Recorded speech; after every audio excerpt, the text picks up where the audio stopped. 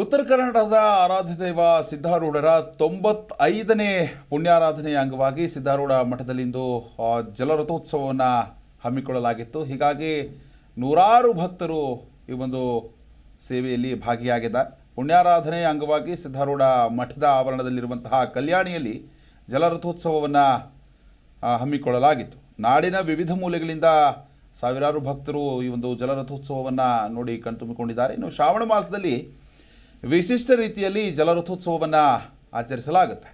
ತೆಪ್ಪೋತ್ಸವದ ವೇಳೆ ಭಕ್ತರು ಸಿದ್ಧಾರೂಢ ಮಹಾರಾಜ್ ಕಿ ಜೈ ಎಂಬ ಜಯಘೋಷಗಳನ್ನು ಕೂಡ ಮೊಳಗಿಸಿದ್ದಾರೆ. ಇನ್ನು ವಿಶಾಲವಾದಂತಹ ಸಿದ್ಧ ಸರೋವರ ಕೆರೆಯಲ್ಲಿ ರಥೋತ್ಸವ ಕೂಡ ಜರುಗಿದೆ.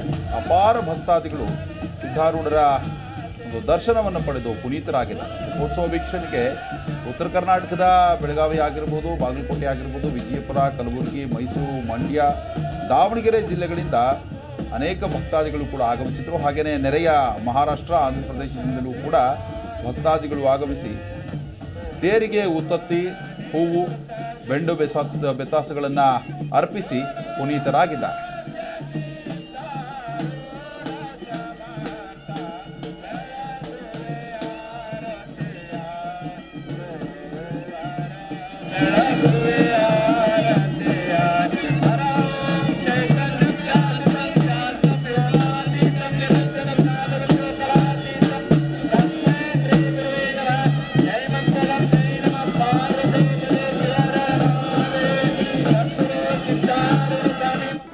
ಜಿ ಕನ್ನಡ ನ್ಯೂಸ್ ಈಗ ನಿಮ್ಮ ಮನೆಯಲ್ಲೇ ನೋಡಿ.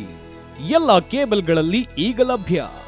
ಸನ್ Direct 292, Jio TV 1334, U digital 162, City cable 51, GTPL 17, Abhishek cables 821, Rockline telecommunication 51, Shri Basaveshwara number 60, Vinayaka digital number 53, In digital number 896ರಲ್ಲಿ ನಿಮ್ಮಿಸ್ತದ ಜಿ ಕನ್ನಡ ನ್ಯೂಸ್ ನೋಡಿ ಆನಂದಿಸಿ.